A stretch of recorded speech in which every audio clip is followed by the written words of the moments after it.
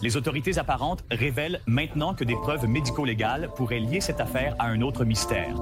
En 2009, Harrington visitait l'Université de Virginie pour un concert de Metallica lorsqu'elle a disparu. Certains harceleurs observent depuis l'ombre, mais d'autres franchissent des limites si glaçantes. Cela laisse les victimes, les familles et des communautés entières dévastées.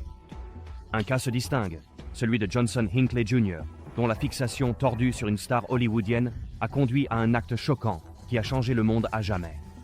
Commençons.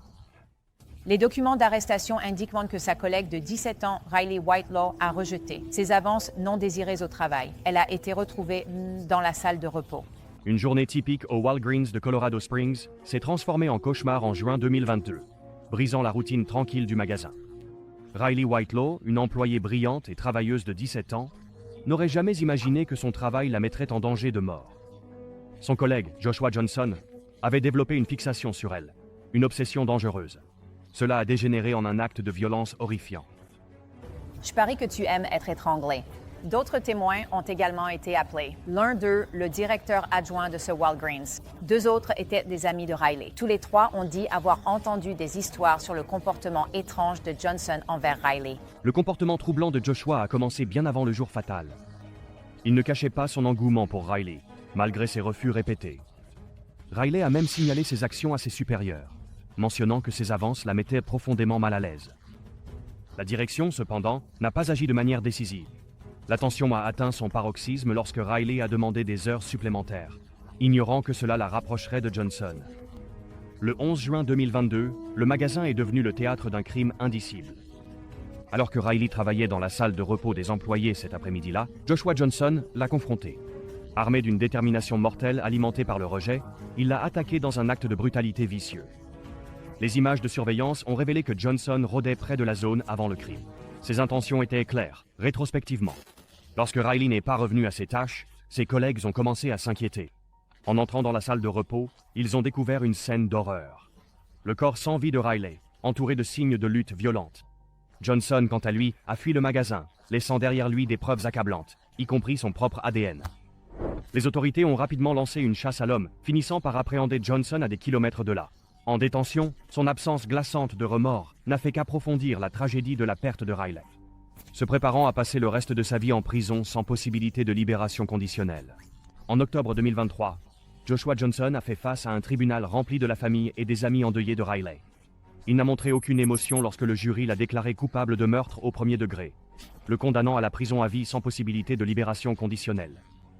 La salle d'audience était chargée d'émotions lorsque la famille de Riley s'est adressée directement à Johnson, exprimant leur chagrin et leur colère. La mère de Riley a parlé avec une douleur brute, qualifiant Johnson de monstre et espérant qu'il souffrirait chaque jour en prison. La dévastation s'est étendue au-delà de la famille, la communauté pleurant la perte d'une jeune vie emportée bien trop tôt. Le meurtre de Riley a servi de rappel sinistre des dangers de l'obsession incontrôlée et des conséquences dévastatrices de l'inaction face aux signes avant-coureurs. Tout ce que Riley a entrepris, elle l'a toujours fait, à fond. Riley était une personne gentille, aimante et empathique. Ensuite, le cas de Messel Matthew, un homme dont l'apparence de confiance cachait un prédateur sinistre. Le trentenaire a déjà été inculpé pour l'enlèvement de Hannah Graham, l'étudiante de deuxième année de l'UVA qui a disparu le 13 septembre. La police dit qu'elle a été vue pour la dernière fois avec Matthew dans la pittoresque ville universitaire de Charlottesville, en Virginie. Messel Matthew se cachait derrière une façade charmante. Pour le public, il semblait être un homme ordinaire. Mais sous la surface se cachait un tueur prédateur, dont les crimes ont laissé des familles brisées et des communautés horrifiées. Son nom est devenu tristement célèbre après la disparition de deux jeunes femmes, Hannah Graham et Morgan Harrington, dans des circonstances étrangement similaires. Vidéo de surveillance de la police du centre-ville de Charlottesville. On voit Hannah marcher près d'un pub, d'une station-service et d'une bijouterie, courant parfois. Tout a commencé avec la disparition de Hannah Graham, 18 ans, en septembre 2014. L'étudiante de l'Université de Virginie a été vue pour la dernière fois sur des images de surveillance, marchant seule tard dans la nuit. Des témoins l'ont décrite en train de parler à un homme correspondant à la description de Matthew. Quelques jours plus tard, sa voiture a été retrouvée abandonnée, mais Hannah restait introuvable. Ce n'était pas la première fois que Matthew était soupçonné. En 2009, Morgan Harrington, une étudiante de Virginia Tech, a disparu après avoir assisté à un concert de Metallica. Son corps a été découvert des mois plus tard dans une ferme isolée. Malgré des preuves ADN liant Matthew au meurtre de Morgan, ce n'est qu'avec l'affaire de Hannah que la police a pu l'inculper. Ce soir, les autorités, révélant maintenant des preuves médico-légales, pourraient lier cette affaire à un autre mystère. En 2009, Harrington visitait l'Université de Virginie pour un concert de Metallica lorsqu'elle a disparu. Alors que les enquêteurs creusaient plus profondément, un schéma glaçant a émergé.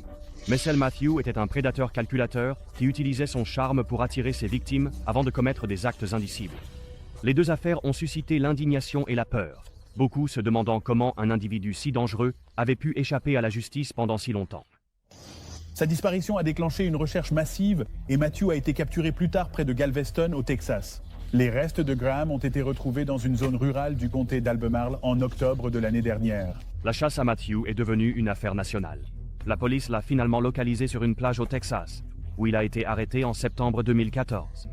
Son procès a révélé des détails choquants de sa brutalité. Il avait kidnappé et assassiné à la fois Hannah et Morgan, laissant une traînée de preuves qui a finalement scellé son sort. Dans un accord de plaidoyer dramatique pour éviter la peine de mort, Matthew a admis les 2 meurtres, recevant 4 peines de réclusion à perpétuité consécutive, sans possibilité de libération conditionnelle. Bien que l'accord de plaidoyer ait apporté une certaine clôture, beaucoup ont estimé que Matthew s'en était tiré trop facilement. La salle d'audience est tendue, alors que les familles de Hannah et Morgan ont livré des déclarations d'impact émotionnel. Ils ont décrit la douleur incommensurable de perdre leur fille à cause d'une telle violence insensée. La mère de Morgan Harrington nous a dit qu'elle serait présente chaque jour où il serait au tribunal. Parce qu'elle voulait le regarder. Vous savez, vous n'allez plus jamais pouvoir blesser qui que ce soit. Matthew est resté impassible, son comportement froid contrastant fortement avec l'angoisse émanant des proches des victimes. Les preuves médico-légales présentées lors du procès l'ont dépeint comme un tueur sans remords, dont les actions avaient dévasté non seulement les familles, mais aussi des communautés entières. Sa méchanceté a privé le monde d'un grand talent, mais le don durable de Hannah pour nous tous est qu'elle a permis l'arrestation et la condamnation de cet homme malfaisant. Elle a changé le monde, mais à un prix terrible. Le père de Hannah, Johnson Graham, s'est adressé au tribunal avec des mots qui ont profondément résonné. Vous avez pris notre fille, notre lumière, notre joie. Vous ne l'avez pas seulement assassinée, vous avez assassiné une partie de nous tous. La douleur brute de la famille et la sentence sévère du juge ont été accueillies à la fois avec soulagement et tristesse. La finalité et la responsabilité qui ont été atteintes aujourd'hui permettront à notre famille de rediriger son énergie vers la guérison et le rétablissement. Le manque de remords de Matthew a laissé une impression durable, le transformant en symbole des horreurs de la violence prédatrice. Ces crimes servent de rappel obsédant que le mal peut souvent se cacher à la vue de tous. Ensuite, nous découvrons le cas troublant de Daniel Messel, dont le comportement prédateur a transformé la vie nocturne animée d'une ville universitaire en terrain de chasse. Daniel Messel a un long passé de violence et de problèmes d'alcool remontant à près de 30 ans, y compris ce cas de 1987. Tout a commencé par ce qui aurait dû être une nuit joyeuse pour Hannah Wilson, 22 ans, étudiante en dernière année à l'Université de l'Indiana. C'était au printemps 2015 et Hannah venait de célébrer la fin des cours avec des amis. Mais cette joie s'est transformée en une horreur indicible lorsqu'elle a disparu après avoir quitté un bar. Quelques heures plus tard, son corps a été retrouvé dans un champ désolé du comté de Brown, dans l'Indiana. Le meurtrier, un homme dont les tendances à traquer avaient dégénéré en quelque chose de bien plus sinistre. Daniel Messel. Messel, un homme de 49 ans avec un passé de violence, n'était pas un inconnu des forces de l'ordre. Les enquêteurs ont rapidement découvert un lien glaçant entre lui et Hannah.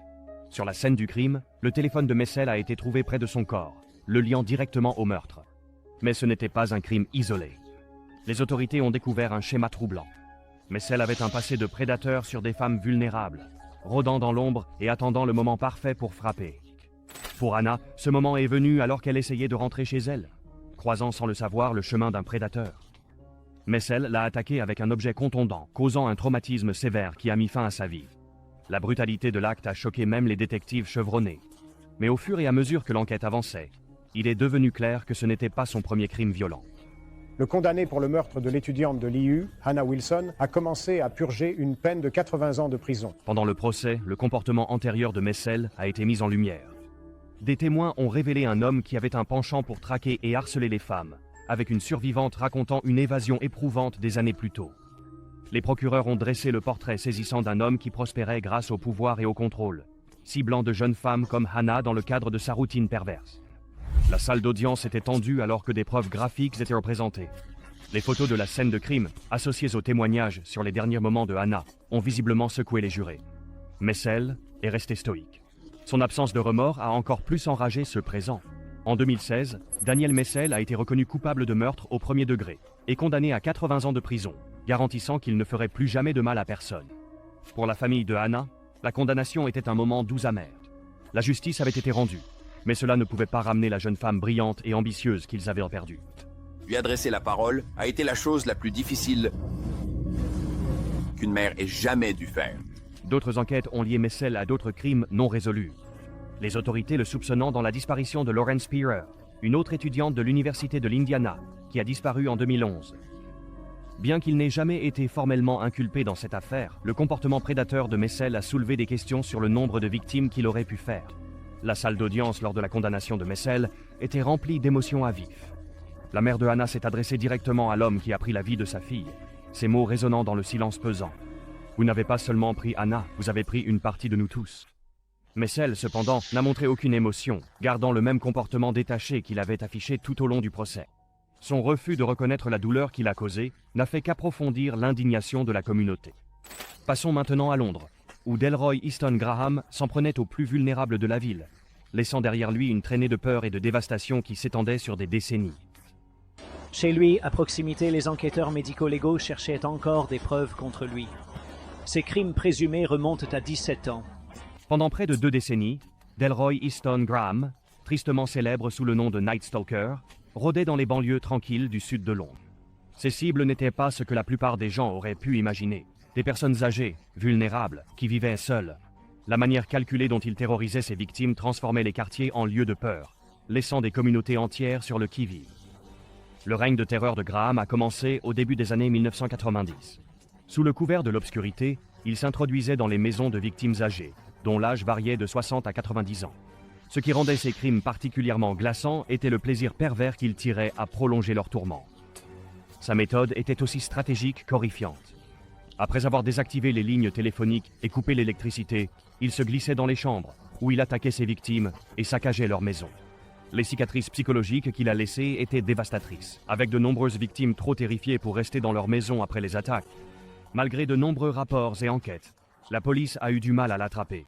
La nature méticuleuse de ses crimes et une série de faux pas dans l'enquête lui ont permis d'échapper à la capture pendant des années. Sa double vie en tant que père et mari apparemment dévoué n'a fait qu'approfondir le sentiment de trahison lorsque sa véritable identité a été révélée.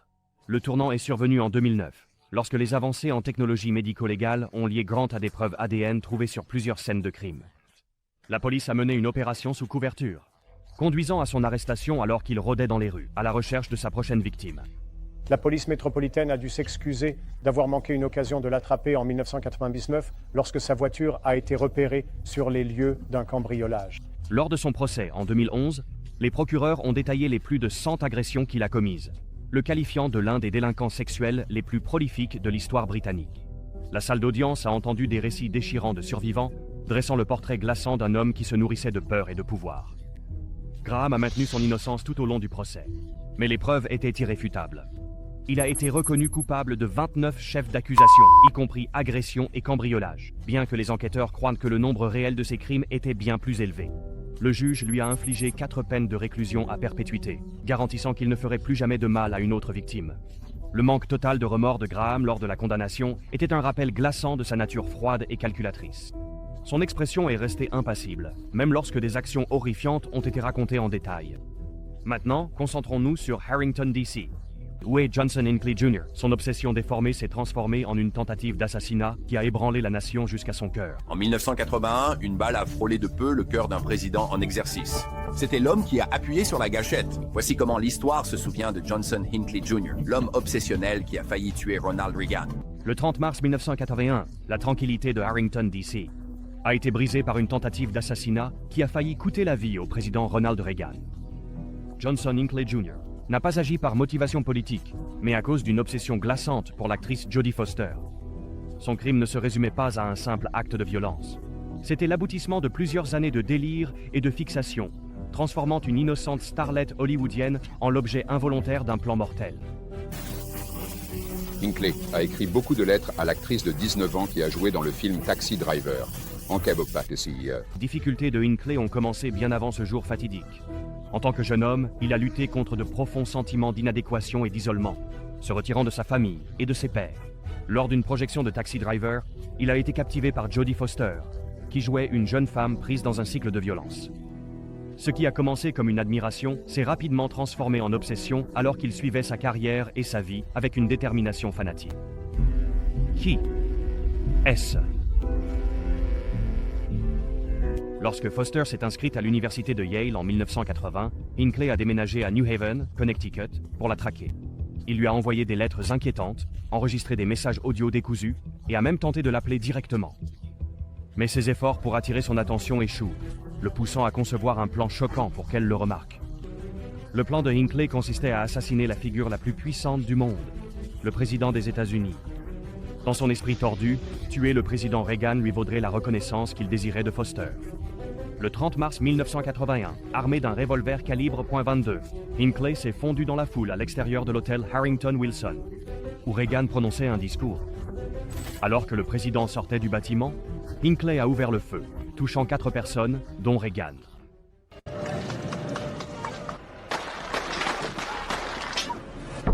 Le premier tir touche Jim Brady, le secrétaire de presse, à la tête. Il tombe au sol. Reagan a été grièvement blessé par une balle qui a ricoché sur la limousine et s'est logée près de son cœur. Le secrétaire de presse de la Maison-Blanche, Jamir Brady, l'agent des services secrets Timothy McCarthy et un policier ont également été gravement blessés.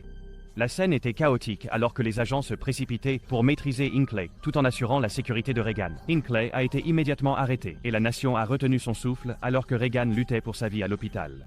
De manière remarquable, le président a survécu, mais l'incident a laissé des cicatrices permanentes, tant physiques qu'émotionnelles, pour tous les impliqués. Le jury avait déclaré Hinckley alors 25 ans non coupable pour cause de folie, mais a ordonné son internement à vie dans un hôpital psychiatrique. Au tribunal, la défense de Hinckley s'est concentrée sur son instabilité mentale. Des psychiatres ont témoigné qu'il souffrait de dépression sévère et de psychose, ce qui a conduit à son obsession pour Foster et à sa croyance que la violence gagnerait son affection. Dans un verdict controversé, Hinckley a été déclaré non coupable pour cause de folie et interné dans une institution psychiatrique plutôt qu'en prison. Hinckley a passé plus de 3 décennies à St. Elizabeth's Hospital, en traitement. Malgré sa libération éventuelle sous des conditions strictes en 2016, beaucoup se sont demandé si la justice avait été rendue, surtout compte tenu du traumatisme infligé aux victimes et à la nation.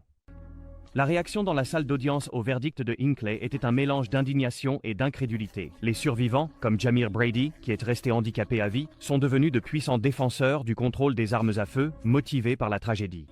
La résilience remarquable de Reagan dans sa récupération et la reprise de ses fonctions est devenue un symbole de force pour le peuple américain.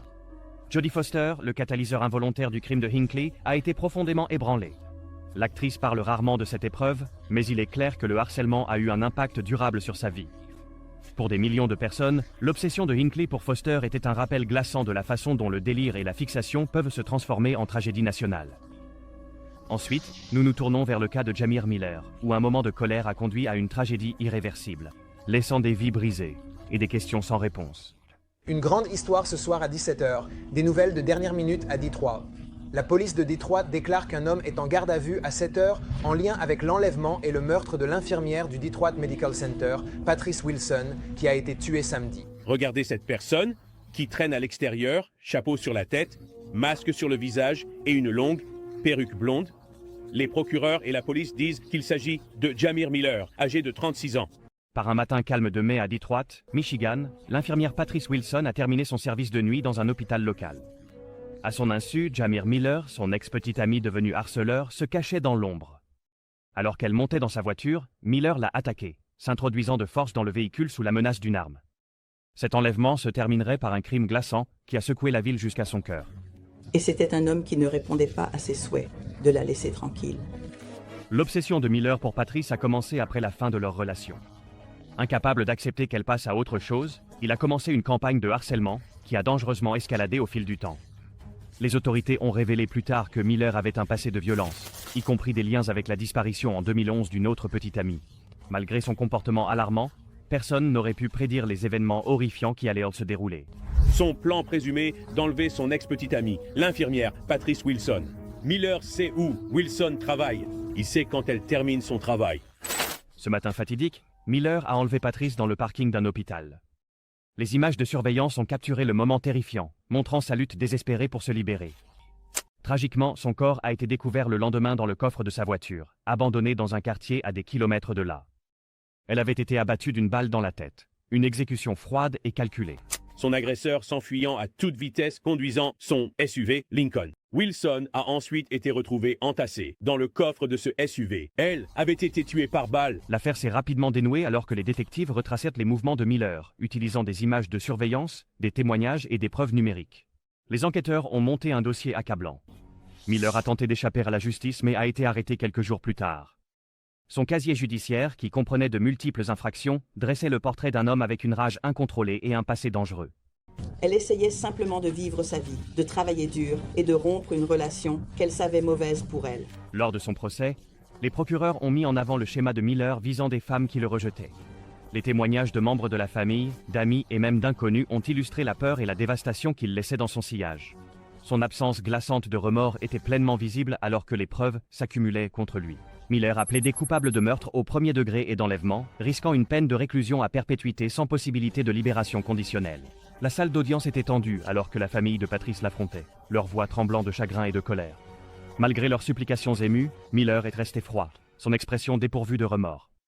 Sa condamnation a marqué la fin d'un chapitre sombre pour Détroit, mais a laissé des questions sans réponse sur la capacité du système judiciaire à prévenir de telles tragédies. Livingston dit qu'elle ne peut pas supporter l'idée de perdre un autre enfant. En 2003, j'ai perdu un fils. Il faisait du vélo, il avait 15 ans et une voiture l'a percuté. Les membres de la communauté ont organisé des veillées, pleurant la perte d'une femme dynamique dont la vie a été écourtée par une violence insensée. Dans la salle d'audience, la mère de Patrice a prononcé une déclaration puissante, racontant le moment dévastateur où elle a appris la mort de sa fille. Je peux vous dire que je ne comprends aucun d'entre vous. Quel genre de personne êtes-vous? D'où venez-vous? Qui peut même vous soutenir? Son absence de réaction n'a fait qu'approfondir l'indignation de ceux présents. Pour la famille de Patrice, il n'y avait pas de clôture. Seulement la connaissance douce amère que son meurtrier passerait le reste de sa vie derrière les barreaux. Le manque de remords de Jamir Miller a mis en évidence les conséquences terrifiantes d'une obsession devenue mortelle. Mais le prochain cas se concentre sur Harvey Nichols, un homme dont la fixation a dégénéré en un crime brutal, laissant une communauté ébranlée.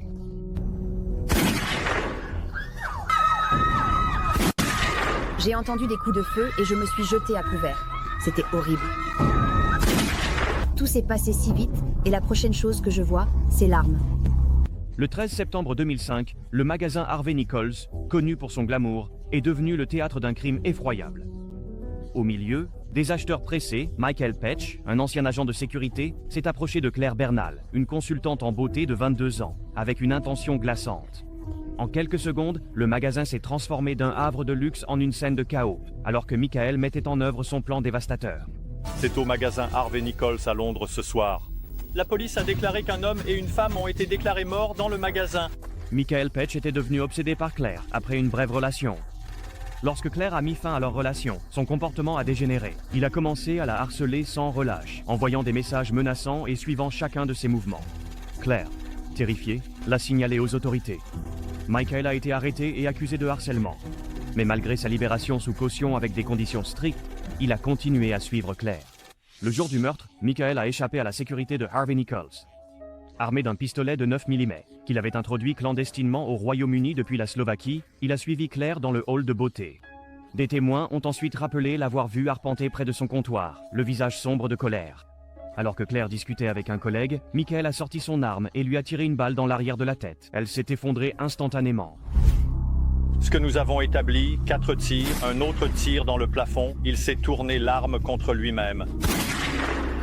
Les clients horrifiés ont crié et se sont mis à l'abri, alors que Michael tirait 3 autres coups sur Claire, avant de retourner l'arme contre lui-même. Les témoins ont décrit l'horreur de voir le corps sans vie de Claire sur le sol du magasin, entouré de verres brisés et de l'écho persistant des coups de feu. Derrière ce meurtre choquant, dans la rue commerçante la plus prestigieuse du Royaume-Uni, se cache une histoire d'amour, d'obsession et d'un phénomène très moderne, le harcèlement. L'obsession de Michael avait privé Claire de son avenir et laissé ses proches dévastés. Malgré les rapports de Claire aux autorités et les conditions de libération sous caution de Michael, il a pu se procurer une arme à feu et échapper à la détection. L'échec à protéger Claire d'un harceleur connu a suscité l'indignation à travers le Royaume-Uni, entraînant des appels à des lois plus strictes sur le harcèlement et à un meilleur soutien pour les victimes. Quand Ils m'ont raconté ce qui s'était passé, j'ai su que c'était Patch. Je savais juste, j'ai dit, oh, c'est Patch. La mère de Claire, Patricia Bernal, est devenue une fervente défenseur des victimes de harcèlement, consacrant sa vie à sensibiliser et à pousser pour des réformes légales. Elle était si pleine de vie, se souvient Patricia, la voix brisée. Personne ne devrait endurer ce que Claire a vécu. J'ai découvert un autre monde dans lequel nous vivons et j'ai été protégée. Et j'ai protégé mes enfants. L'indignation publique après le meurtre de Claire a conduit à la création d'organisations comme Protection Against Stalking. Bien que la justice n'ait pas pu ramener Claire, son histoire est devenue un catalyseur de changement, donnant de la force à d'innombrables victimes de harcèlement qui craignaient de ne pas avoir de voix. Notre prochain cas porte le harcèlement à un nouveau niveau. Stephen Duxbury, un homme dont les actions ont transformé les pires craintes d'une jeune femme en une réalité terrifiante. Dans la mort suspecte d'une femme de 27 ans d'Orlando, le corps de Sasha Samsonian a été trouvé samedi soir dans son appartement à Uptown Place. Aux premières heures du 17 octobre 2015, Sasha Samsonian, une jeune femme dynamique de 27 ans avec un avenir prometteur, a été retrouvée sans vie dans son appartement à Orlando. Sasha avait passé une soirée avec des amis avant que l'impensable ne se produise. Ce qui avait commencé comme une soirée ordinaire s'est transformé en cauchemar, lorsque Stephen Duxbury, un agent de sécurité de son complexe d'appartements, a utilisé sa position de confiance pour commettre un acte de violence inimaginable. Stephen Duxbury, un agent de sécurité, de 33 ans du complexe d'appartements, a exploité sa position pour cibler Sasha. Lorsque Sasha, légèrement ivre, a eu du mal à trouver ses clés pour entrer dans son appartement, Duxbury a proposé de l'aider. Ce qui semblait être un acte de gentillesse est rapidement devenu sinistre. Les images de surveillance ont capturé Sasha, entrant dans le complexe avec Duxbury la suivant de près.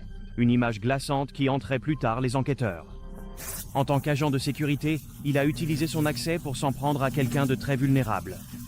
Ce qui s'est passé ensuite s'est déroulé à huis clos, mais les preuves ont raconté une histoire d'horreur. Duxbury a utilisé son badge maître pour accéder à l'appartement de Sasha. Là, il a lancé une attaque brutale, l'étranglant dans une tentative désespérée de faire taire ses cris. Sasha s'est battue pour sa vie. Elle a griffé Duxbury et laissé des preuves ADN sous ses ongles. Un témoignage silencieux de sa lutte. Ils ont commencé à rassembler des preuves à l'intérieur de l'appartement propre et bien rangé de Sasha Samsonian, après avoir trouvé son corps sans vie dans son lit le 17 octobre. Le matin suivant, les amis de Sasha se sont inquiétés lorsqu'elle n'a pas répondu aux appels ou aux messages. Leurs craintes se sont transformées en dévastation lorsque son corps sans vie a été découvert dans son appartement, enveloppé dans une couverture. Les enquêteurs se sont rapidement concentrés sur Duxbury, après avoir découvert des preuves accablantes. Mauvaise utilisation du badge, des incohérences dans son alibi et l'ADN de Sasha trouvé sur lui.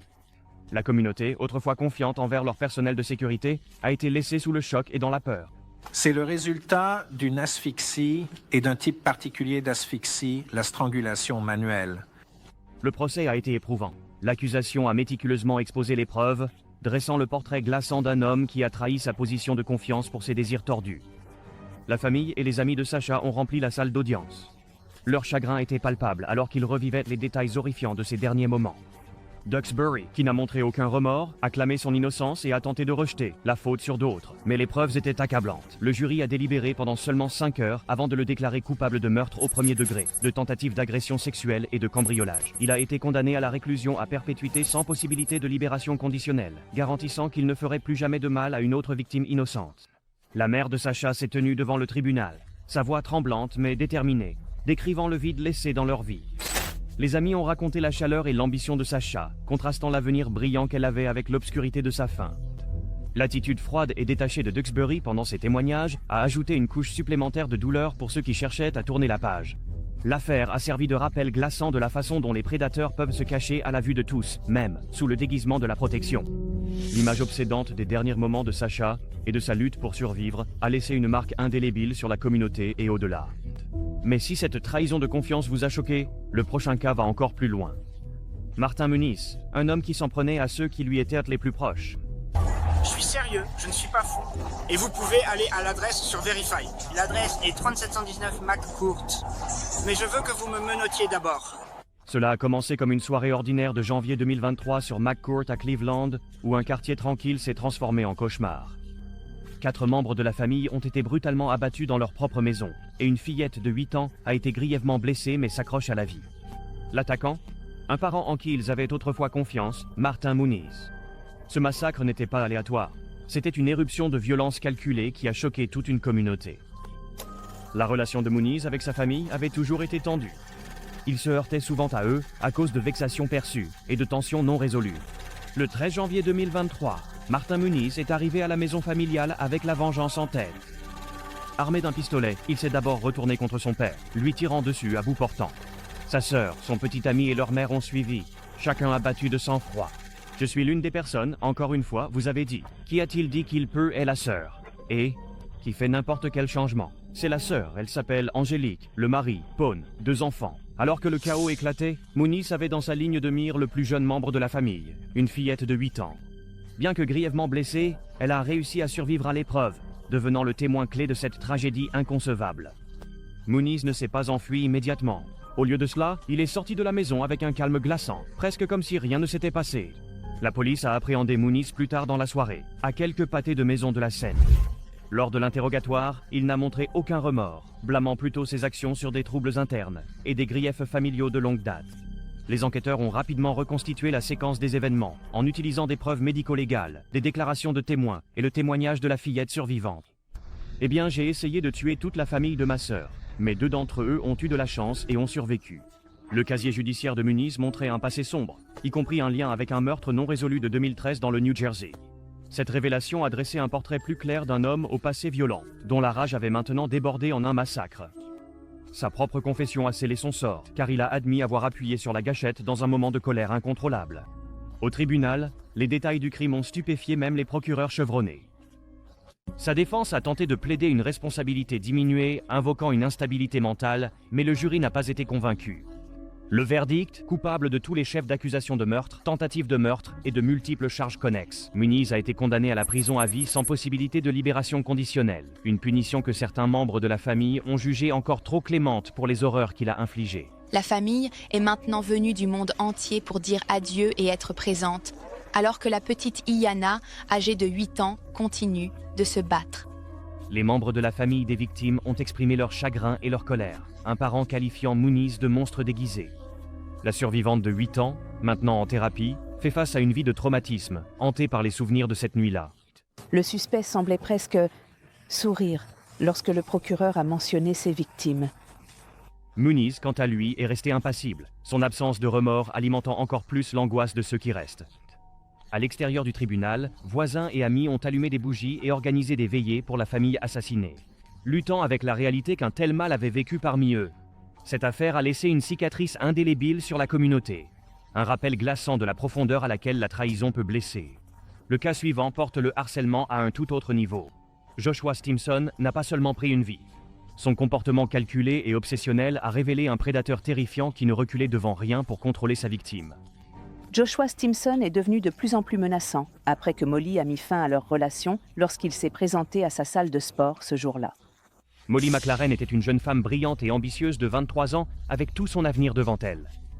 Elle aimait le fitness, poursuivait un diplôme en santé et nutrition et illuminait la vie de tous ceux qui l'entouraient. Mais sous la surface de sa vie heureuse se cachait une ombre sombre. Joshua Stimson, un homme qui est passé d'une connaissance charmante à un harceleur implacable. Leur rencontre sur Tinder semblait inoffensive au début, mais elle allait se transformer en un cauchemar qui se terminerait par une tragédie inimaginable. Molly et Joshua ont commencé à sortir ensemble en novembre 2016, mais la relation s'est rapidement dégradée.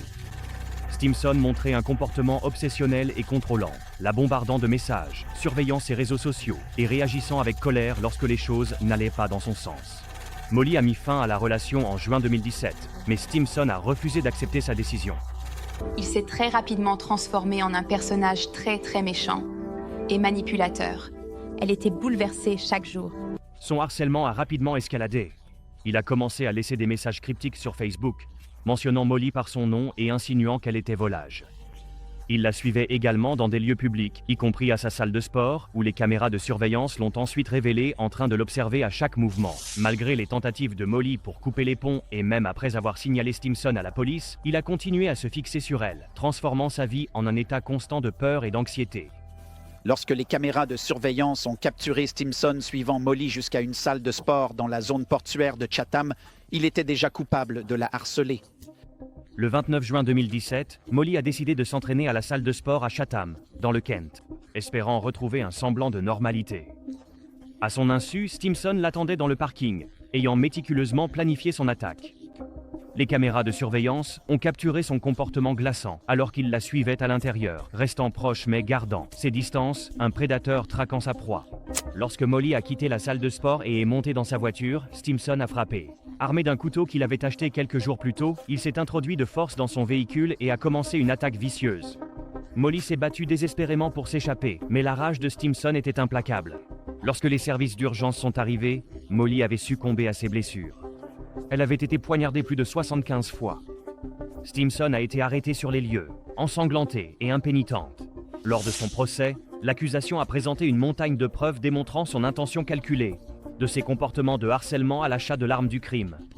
La défense de Stimson a plaidé une responsabilité diminuée, invoquant une instabilité mentale, mais le jury a rejeté cela catégoriquement. Stimson a affirmé qu'il souffrait d'un trouble mental. Mais le jury a conclu qu'il s'agissait d'un meurtre. En février 2018, Joshua Stimson a été reconnu coupable du meurtre de Molly et condamné à la réclusion à perpétuité avec un minimum de 26 ans. Le juge a décrit ses actions comme une attaque brutale et soutenue, motivée par un besoin de contrôle et de vengeance. Au début, nous étions tous les deux vraiment forts et présents l'un pour l'autre. Mais maintenant, Doug semble être seul. La famille et les amis de Molly ont partagé des histoires d'une jeune femme pleine de vie, emportée trop tôt, leur chagrin palpable, alors qu'ils faisaient une face à l'homme responsable. L'une des associations caritatives impliquées a déclaré « C'est une catastrophe en attente de se produire ». Mais elle n'attend pas de se produire, elle s'est produite. Stimson n'a montré aucun remords. Son comportement froid n'a fait qu'approfondir la douleur de ceux qui pleurent à la perte de Molly. La tragédie a mis en lumière des défaillances systémiques dans la protection des victimes de harcèlement, suscitant des appels généralisés à un changement dans la manière dont les autorités traitent ces cas. Les parents de Molly ont depuis consacré leur vie à sensibiliser au harcèlement et à soutenir d'autres familles touchées par des crimes similaires. Cette affaire reste un rappel glaçant de la rapidité avec laquelle une obsession peut devenir mortelle et des conséquences dévastatrices pour ceux qui restent. Les réactions en salle d'audience de ces tueurs harceleurs étaient aussi glaçantes que leurs crimes, révélant jusqu'où l'obsession peut pousser quelqu'un. Mais ce n'est que la surface d'un monde plus profond et plus sombre. La prochaine vidéo à l'écran plonge dans des esprits tordus, des confessions choquantes et des sentences qui ont laissé tout le monde stupéfait. Ne la manquez pas. Continuez à regarder et préparez-vous pour d'autres histoires à couper le souffle.